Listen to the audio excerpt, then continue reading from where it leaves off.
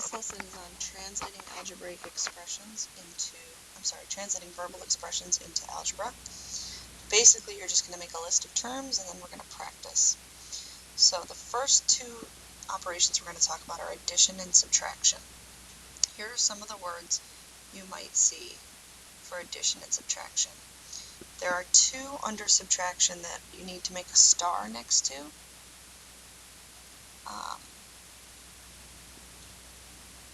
These two, they're different than all the others.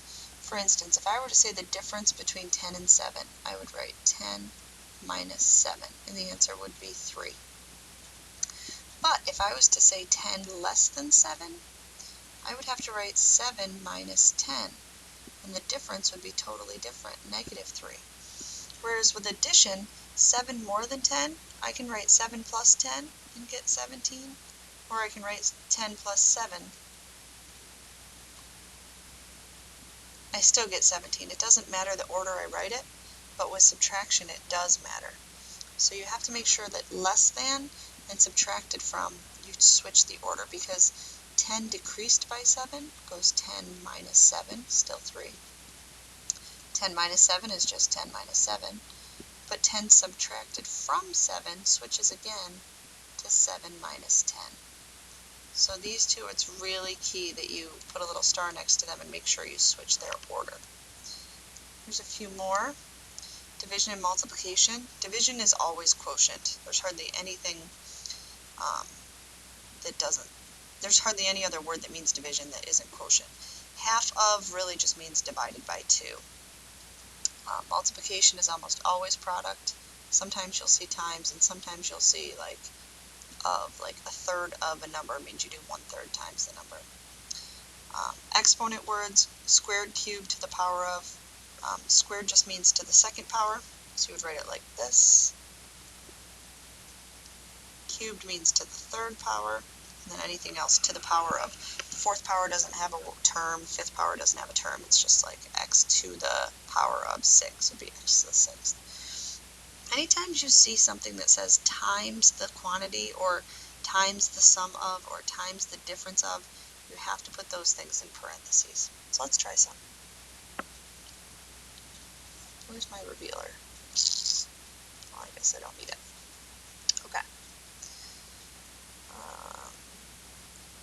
70 divided by a number. You would either write 70 divided by n, or better yet, 70 over n. Now, all of these problems, it doesn't matter what letter you use for a number. You could use x, you could use n, you could use whatever you want. 10 decreased by x, that's a subtraction one, so we would write 10 minus x. The quotient of x and 5, so x divided by 5, or x divided by 5. Again, fractions are better when talking about division. Try these ones on your own, so I'd like you to pause the video and actually write these down in your notes in words, and then try to see how you would translate them. A number squared would be x squared.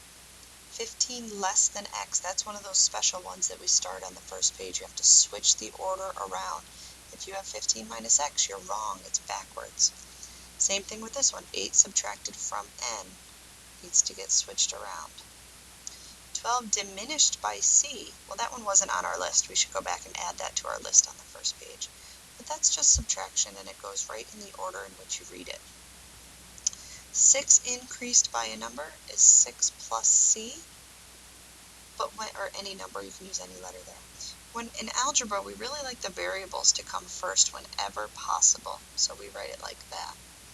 Now here it says 9 decreased by a number, that's subtraction. I can't rewrite it this way. Cannot do that. It's not okay. Only this. 9 minus c. Sometimes you have to do two operations in one problem.